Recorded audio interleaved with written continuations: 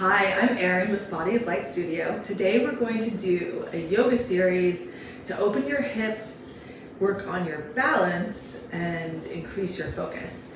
Let's take a look at our pelvic anatomy and the anatomy of our hips before we start. Here's our little skeleton, and we're going to take a look at his pelvis. So pelvic inlet is the top of the pelvis, pelvic outlet is the bottom. You can see the inlet is wider, more open than the outlet, which is the space between the sitting bones, the ischial tuberosities, the tailbone. All right, so the pelvis is shaped like a funnel. The pelvic inlet is open, wide, and then it narrows into the outlet. And then let's look at the greater trochanters. So the greater trochanters are these knobs that sit on the upper outer hip, and you can see they're diagonally down and out from the head of the femur, which goes into the hip socket. And let's look at the sitting bones. You see how they move from the pubic symphysis down to the sitting bones. And when you're sitting on them, it's kind of like you're sitting on a rocking chair. So we'll look at those things as we do our standing poses. Greater trochanters at the upper outer femur, they angle in and up to the head of the femur at the hip socket. And then pelvic inlet, wide open, narrowing to the pelvic outlet, the space between pubic symphysis, tailbone, and sitting bones. So let's go take a seat and get started. So let's take a comfortable seat. I really like to sit in Virasana. You can sit cross-legged or even on a chair, but if you're in Virasana, the block is on its low setting, wide ways across the sitting bones, underneath your pelvis. Your feet are outside of the block. You're sitting on the block. The block could also be flipped up to the medium height. I like a little extra lift, so I keep the block low and put a blanket on top of the block. And then once you're seated, you're going to take the glute muscles, your butt muscles, and widen them back and out to the sides, both sides. And if you're seated in Virasana like I am, if you're cross-legged or sitting on a chair, you don't need to do this, but if you're kneeling, you'll lengthen the undersides of the knees forward, so that the tops of the shins lengthen forward and the tops of the knees release. From here, you want to find the middle of your sitting bone. So notice, are you heavy in the right side or heavy in the left side? You want to be balanced evenly on both sides.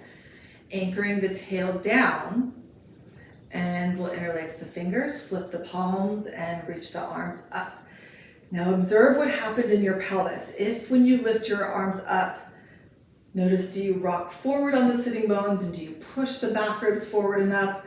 Do you rock back on the sitting bones and take your ribs back? You want to stay in the middle of your sitting bones so that the pelvic inlet is pouring into the outlet.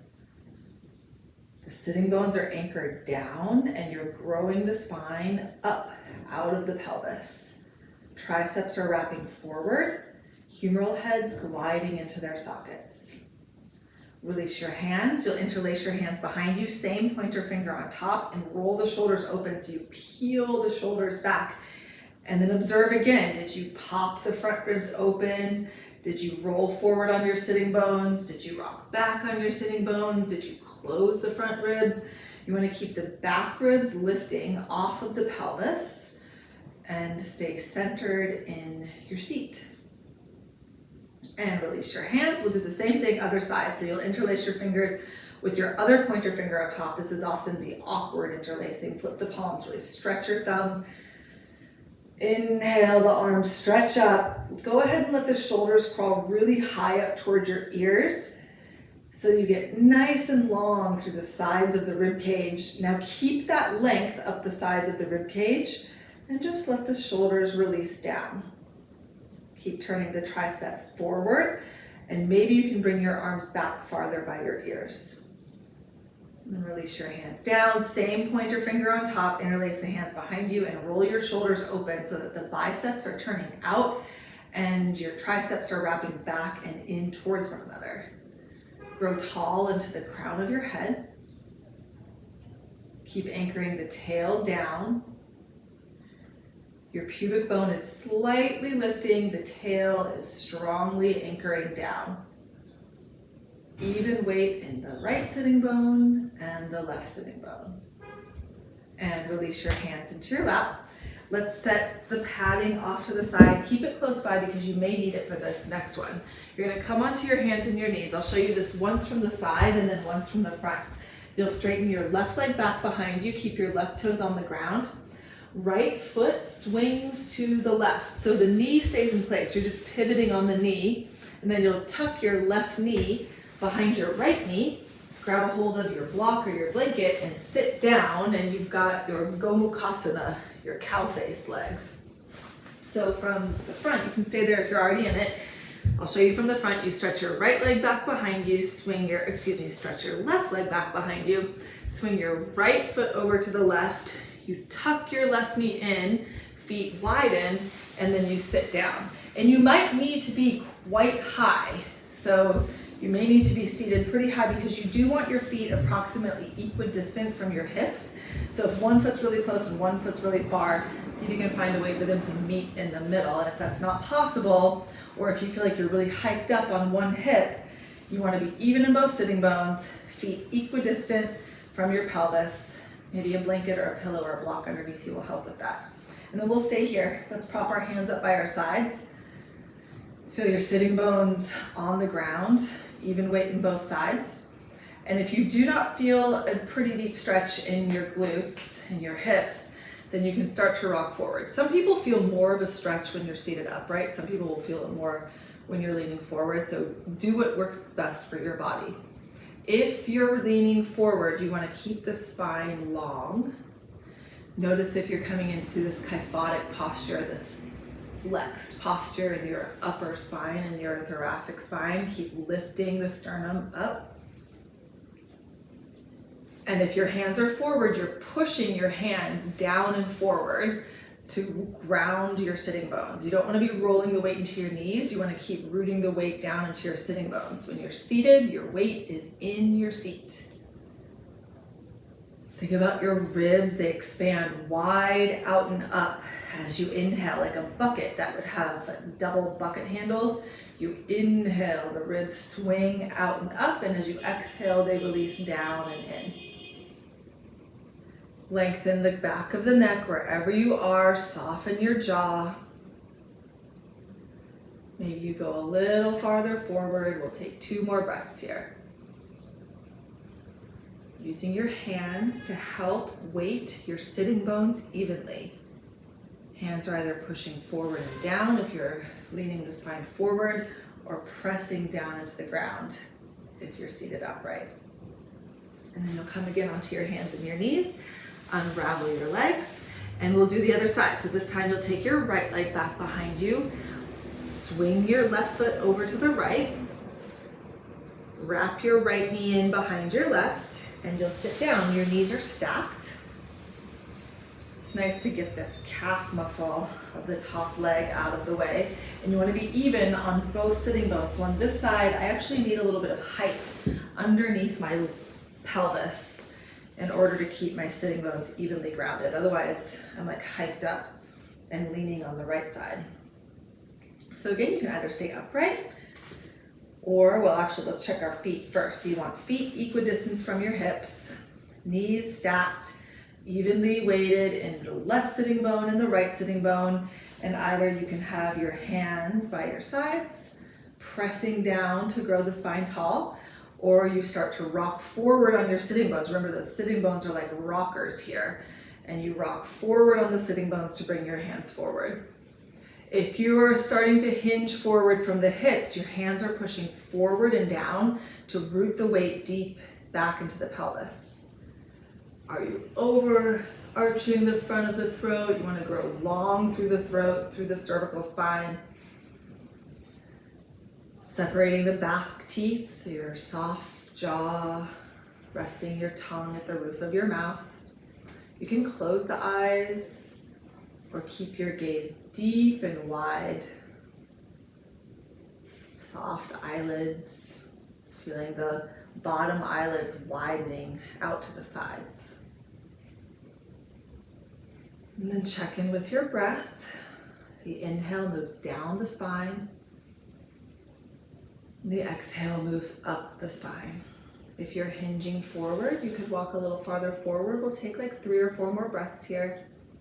using your hands to regulate the weight in your sitting bones. Maybe you have to push a little bit more with one hand or the other so that both sitting bones stay grounded. Feeling the ribs expand wide out and up as you inhale, and they release down and in as you exhale. Breathing down the spine, exhaling up the spine. And then bring your hands back if you're leaning forward, and you'll rock back on your sitting bones, lift the knees, and step your feet down in front of you. Give your legs a little shake out. Now from here, we're going to come into an Uttanasana Konasana. So that is legs wide apart in a straddle position. Now I'm okay in this position without a blanket. I can sit right in the middle of my sitting bones without any height underneath the pelvis. However, if you are back on your sitting bones and you're flexing in the pelvis and the spine, you need a little bit of height underneath you. It could be 1 or 2 blankets, anything to bring your spine and your pelvis upright. Check in with your knees and your toes. We're not flexing the ankles, we're not pointing the feet. The ankles are soft, but the knees and the second and third toes are pointing straight up to the ceiling. Just like we did earlier, you're gonna take your glutes and widen them back and out to the sides, and then you start to walk your hands forward. It may be enough for you to sit upright and press your hands down to grow the spine tall. But just like we've been focusing on this whole time, you wanna stay even in both sitting bones. You're not sitting in one side or the other. And then a couple times you're gonna go a little bit forward and a little bit back and really sense those sitting bone rockers, like the 2 rockers on a chair. And then you'll stay as far forward on your sitting bones as you can go as you reach your arms out. Check in with your knees and your toes. You're pressing your thighs. Your legs are actually working pretty strongly here. You're pressing your thighs down into the ground. You're trying to take all of the space out from underneath your legs. A block might be nice under your hands for a little extra height. Take another inhale, press the legs down.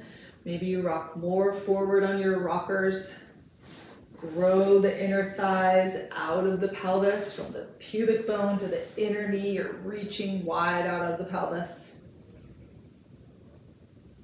And last breath here. Maybe you can go a little farther forward, but are you flexing behind the heart? Grow your heart forward. Lengthen the crown out of your tail. And then you'll bring your hands back.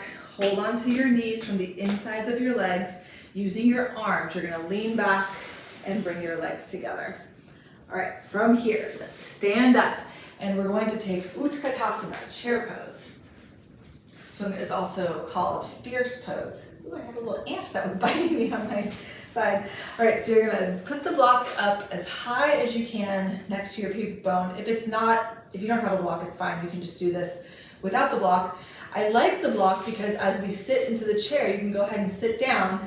It keeps your knees from knocking in towards one another. So block is here. You can also have the block between your ankles if this feels too restricted. All right, you're sitting in your chair pose. We're gonna be here for about a minute. Reach your arms up. Notice we're not leaning forward here.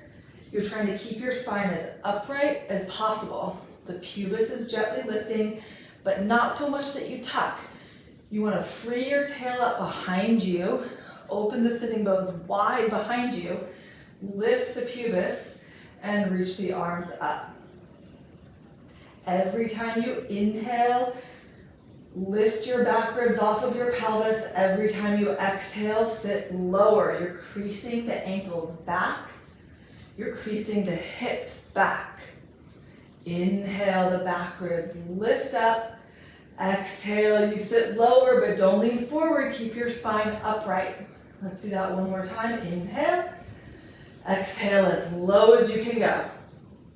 Stand up, reach your arms for the ceiling, lift the pubic bone. Maybe you extend the spine into a back bend. Take an inhale. And exhale, hands down by your sides. We're gonna do that one more time. Inhale, exhale, sweep the arms up as you sit low.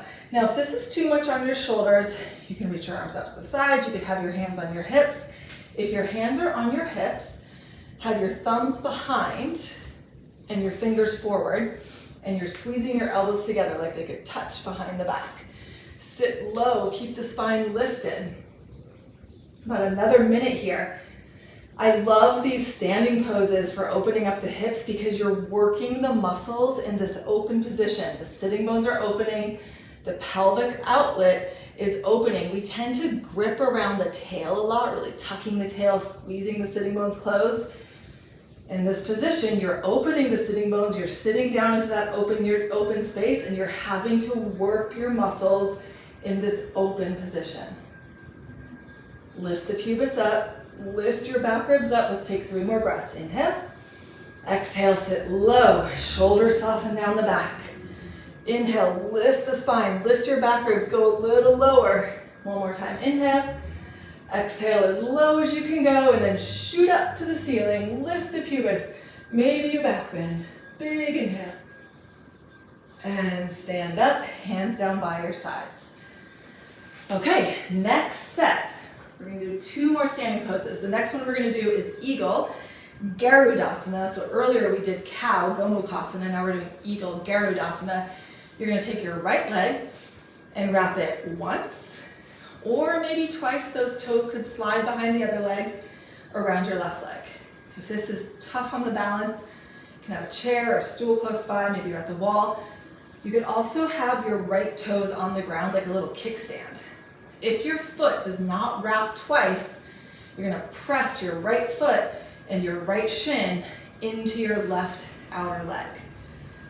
Now notice your left hip might wanna pop out. You wanna take that left greater trochanter and plug it up and in. This right femur glides back. Since your right arm is on top, your right arm will go underneath for the eagle wrap. Now when you're balancing, look at something that's not moving. Just like in Utkatasana, your spine is upright, your pelvis is as low as it can go. Check in with your knees and toes. You want all of your toes, well actually your standing foot toes, your left toes and both knees pointing straight forward. You don't want the knees going one way and the toes going the other way. Knees and toes pointing in the same direction. Lengthen your wrists and your fingers. Sit a little bit lower. Maybe you can slide your arms higher and slide the shoulder blades down, and then step your foot down, unravel your arms, reach the arms up, lift the pubis, lift your back ribs. Maybe again you go deeper into this standing back bend. Big inhale. And come all the way up to stand. All right, let's do the other side. Left leg over. Once or twice you wrap. Left arm under. Different balance on this side, right? Maybe you need that little kickstand where you didn't before. Knees and toes pointing straight forward. Wrists and fingers straight up. Spine upright. So just like we did in Utkatasana, we're not leaning forward. You're keeping the spine as vertical as possible, sitting as low as you can go with an upright spine. Your right greater trochanter, the hip of that standing leg is plugging in. The left femur is plugging back. It's like suctioning into the hip socket. Every time you exhale, can you sit lower, feeling the sitting bones open wide. One more breath here. Inhaling, elbows up, shoulders down. Exhale, sit lower. Reach your arms to the ceiling, step your foot down. Big inhale, lift the gaze. And hands down by your sides. All right, let's do that one more time each side. Excuse me. So you'll wrap your right leg over and right arm under. Are you popping out in your left hip? Plug your left greater trochanter in. Point your knees and toes straight forward. Elbows go up, clavicles widen, scapula go down. You're gazing straight ahead through your arms. If you don't have the double wrap, your right outer leg is pressing into your left outer leg. Sit a little bit lower, and then reach for the ceiling. Inhale, arms up. Hands down by your sides. Last time, other side, left leg over. And left arm under. Sit low, elbows up, shoulders down. Feel your breath. Your inhale is expanding your ribs wide out to the sides of the room and up like bucket handles. Your exhale lengthens up the spine. Imagine that you could pop the head up off of the spine, kind of like a champagne cork popping up every time you exhale. You're plugging in your right greater trochanter. Your knees and toes are pointing straight forward. Your left femur is suctioning back. Last breath here, elbows up, shoulders down, sit low, keep your spine up. And then step your foot down, reach your arms up, take a big inhale, and hands down by your sides. Somebody's buzzing me, but we're gonna ignore it. Okay, last standing pose here. Right leg up for Vrikshasana, tree pose. Keep a hold of your right ankle for a moment, and you're gonna pull up on your right ankle and press your right asis, your right hip point, forward into your right arm, because we want your pelvis to be square to the direction that you're facing and also level. So you're not letting this left hip pop out. You've got your greater trochanter plugging in, your right pelvic half is releasing down. Any variation with the arms. Prayer, arms up. If you want to challenge yourself, you can interlace your fingers, extend your pointer finger for a Venus mudra, and hug the arms onto the sides of your head. If that's a little too intense on your shoulders though, then maybe rest your hands on your hips for prayer. Now your greater trochanter is plugging into your pelvis, and your right foot is stamping into your heel. So it's like these 2 points are coming together to form a seal of the legs and the foot. Clavicles wide, shoulder blades down the back. Reach the arms up, step the foot down, lift the pubis, lift your gaze, inhale, hands down by your sides. All right, left side. Foot as high as you can get it. You're gonna keep a hold of your ankle and drop up on the ankle. You're giving a little tug up with your hand, but let your left pelvic half release down. And then you'll prayer your hands, check to see that your pelvis is square and level. Your right greater trochanter is stamping into your left heel to right greater trochanter. Prayer the hands or reach the arms up. Steady your gaze. Deepen your inhale. And make your exhale longer than your inhale. Reach the arms up, step the foot down, lift the gaze, big inhale. And hands down. Let's do last time each side. So you'll grab a hold of your right ankle, foot as high as you can get it. You might even be able to turn your right toes slightly backwards. You're pulling up with your hand on your ankle, dropping that right pelvic half down and growing the spine tall. Prayer your hands. Feel from your left pelvic half, the weight move down into the ground, into the heel, like your left heel could puncture the ground, and then the crown grows up. Soft, wide gaze with the eyes. Reach the arms up, turn the knee forward, step the foot down, inhale, and hands down. Last time, left leg up. You're giving a tug up on the ankle to drop the left pelvic half, to plug the right greater trochanter, to grow tall up into the crown, and then find your arm variation here. If your arms are up, your triceps are spiraling forward. No matter where you are, you've got energy moving out through your fingertips. The throat is open. Cheekbones are wide. Gaze soft. And then you'll step your left foot down. Inhale the arms up.